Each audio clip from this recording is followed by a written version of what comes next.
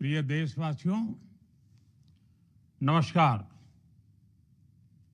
हम सभी ने बीते दिनों में देश का सामर्थ्य और उसका संयम दोनों देखा है। मैं सबसे पहले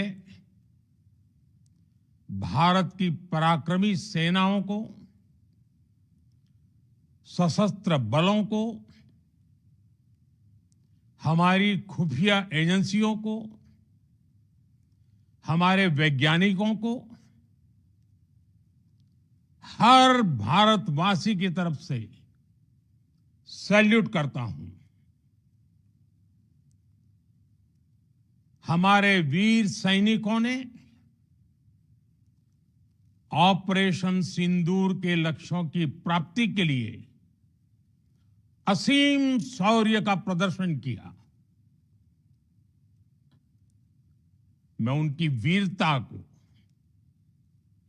उनके साहस को, उनके पराक्रम को आज समर्पित करता हूं। हमारे देश की हर माता को, देश की हर बहन को और देश की हर बेटी को ये पराक्रम समर्पित करता हूं। साथियों, 22 अप्रैल को पहलगाम में आतंकवादियों ने जो बर्बरता दिखाई थी, उसने देश और दुनिया को झकझोर दिया था। छुट्टियां मना रहे निर्दोष मासूम नागरिकों को धर्म पूछकर उनके परिवार के सामने, उनके बच्चों के सामने बेरहमी से मार डालना,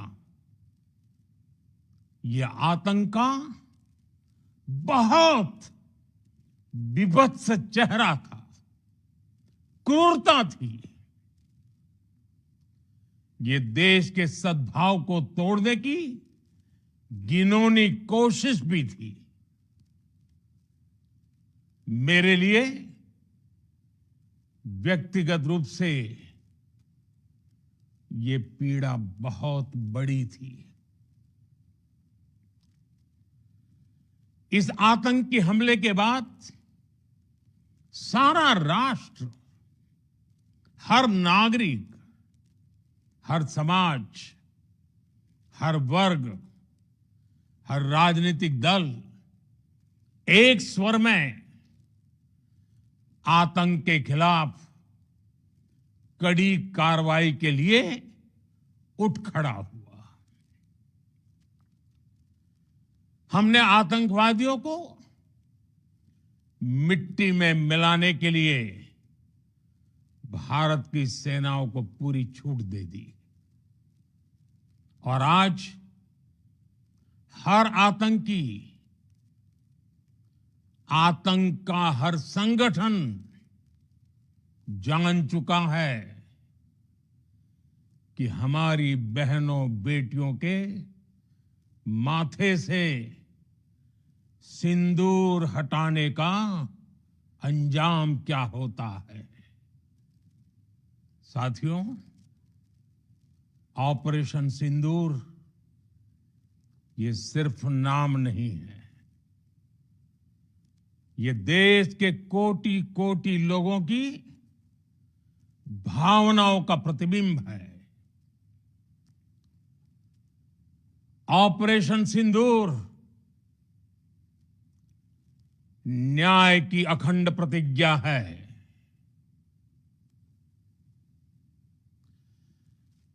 6 मई की देर रात, 7 मई की सुबह पूरी दुनिया ने इस प्रतिज्ञा को परिणाम में बदलते देखा है। भारत की सेनाओं ने पाकिस्तान में आतंक के ठिकानों पर, उनके ट्रेनिंग सेंटर्स पर सटीक प्रहार किया। आतंकियों ने सपने में भी नहीं सोचा था कि भारत इतना बड़ा फैसला ले सकता है। लेकिन जब देश एकजुट होता है, नेशन फर्स्ट की भावना से भरा होता है, राष्ट्र सर्वोपरि होता है,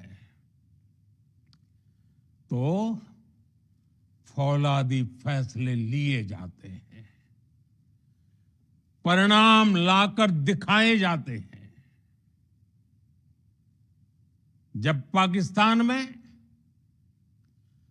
आतंक के अड्डों पर भारत की मिसाइलों ने हमला बोला, भारत के ड्रोन्स ने हमला बोला, तो आतंकी संगठनों की इमारतें ही नहीं, बल्कि उनका हौसला भी थर्रा गया।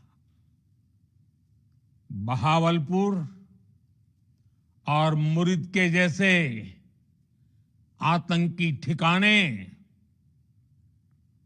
एक प्रकार से ग्लोबल टेररिज्म की यूनिवर्सिटीज रही है।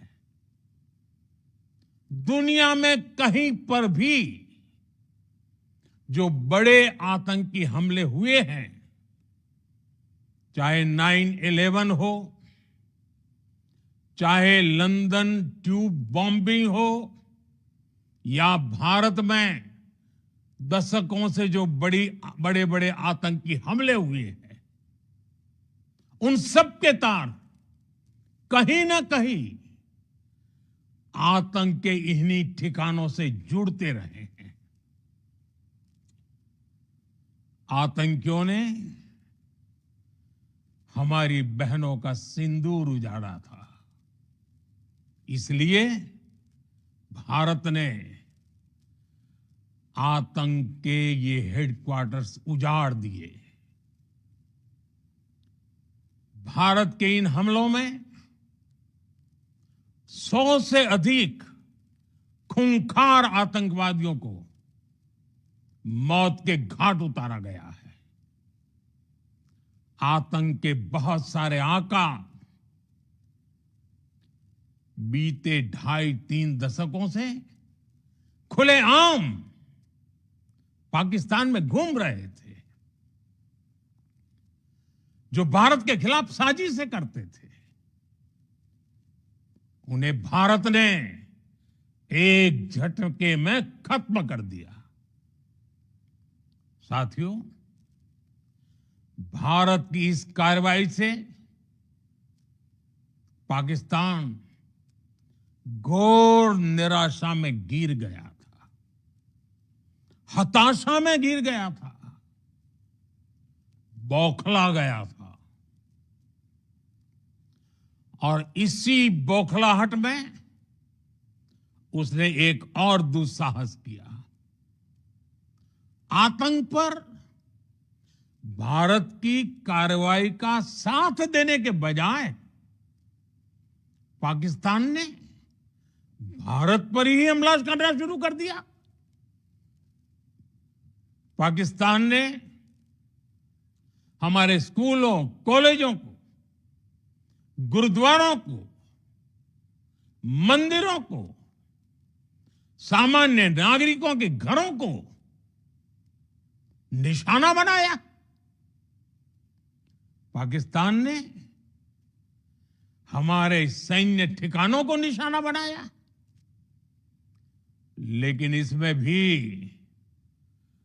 पाकिस्तान खुद बेनकाब हो गया।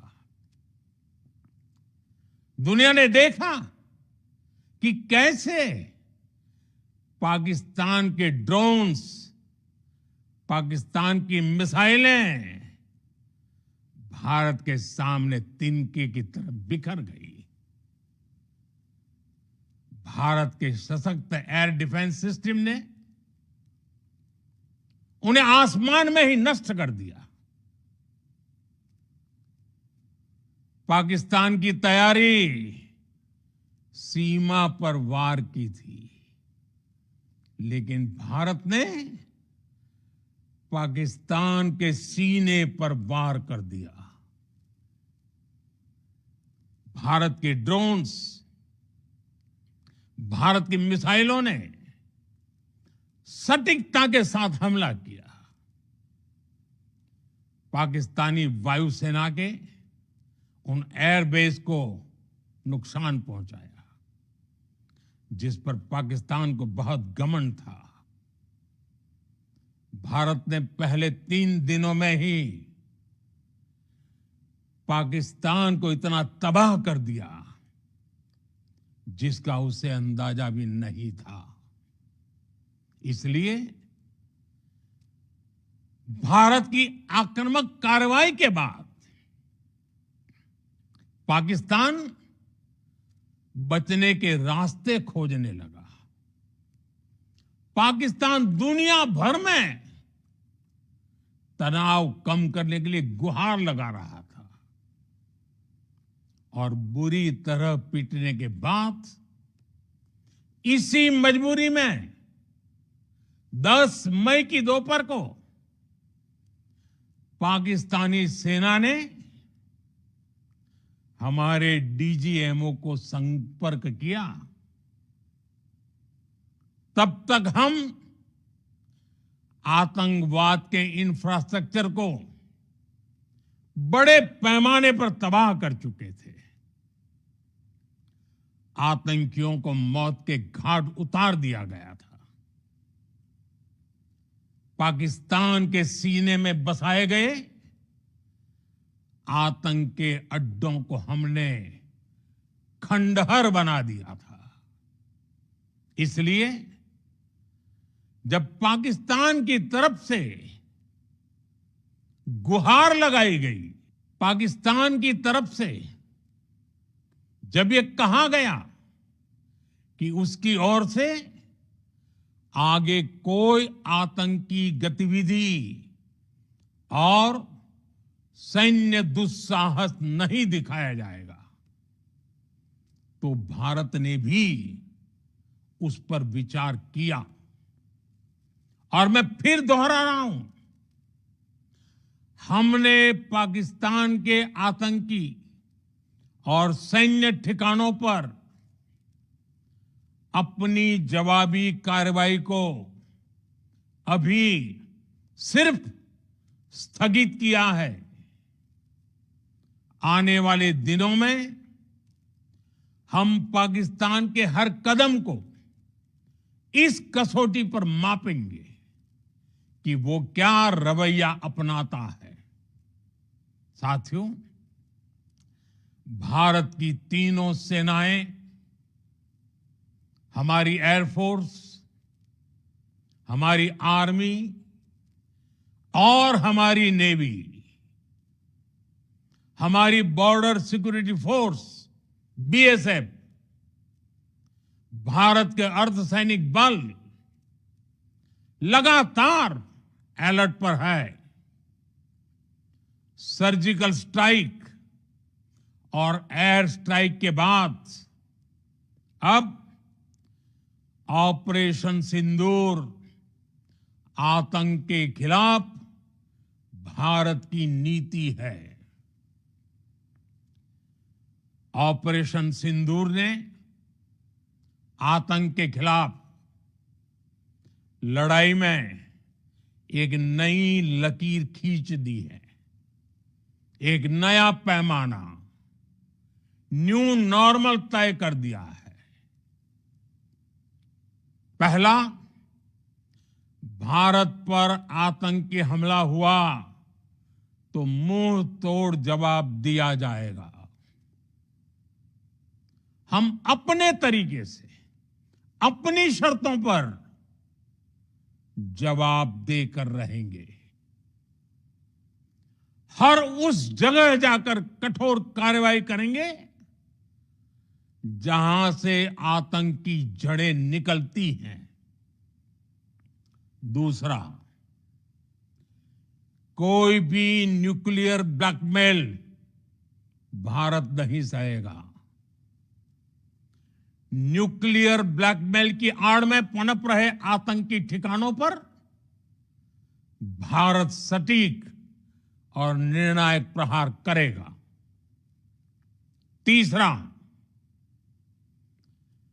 हम आतंक की सरपरस्त सरकार और आतंक के आकाओं को अलग अलग नहीं देखेंगे। ऑपरेशन सिंदूर के दौरान दुनिया ने पाकिस्तान का वो घिनौना सच फिर देखा है, जब मारे गए आतंकियों को विदाई देने पाकिस्तानी सेना के बड़े बड़े अफसर उमड़ पड़े। स्टेट स्पॉन्सर्ड टेररिज्म का ये बहुत बड़ा सबूत है।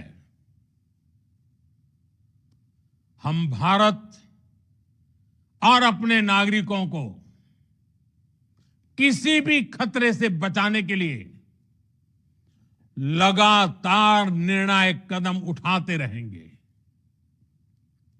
साथियों, युद्ध के मैदान पर हमने हर बार पाकिस्तान को धूल चटाई है और इस बार ऑपरेशन सिंदूर ने नया आयाम जोड़ा है। हमने रेगिस्तानों और पहाड़ों में अपनी क्षमता का शानदार प्रदर्शन किया और साथ ही न्यू एज वॉरफेयर में भी अपनी श्रेष्ठता सिद्ध की। इस ऑपरेशन के दौरान हमारे मेड इन इंडिया हथियारों की प्रामाणिकता सिद्ध हुई। आज दुनिया देख रही है 21वीं सदी के वॉरफेयर में made in India defence equipments, इसका समय आ चुका है। साथियों, हर प्रकार के आतंकवाद के खिलाफ हम सभी का एकजुट रहना, हमारी एकता हमारी सबसे बड़ी शक्ति है। निश्चित तौर पर ये युग युद्ध का नहीं है, लेकिन ये युग आतंकवाद का भी नहीं है। टेररिज्म के खिलाफ जीरो टॉलरेंस, ये एक बेहतर दुनिया की गारंटी है। साथियों, पाकिस्तानी फौज, पाकिस्तान की सरकार जिस तरह आतंकवाद को खाद पानी दे रहे हैं, वो एक दिन पाकिस्तान को ही समाप्त कर देगा।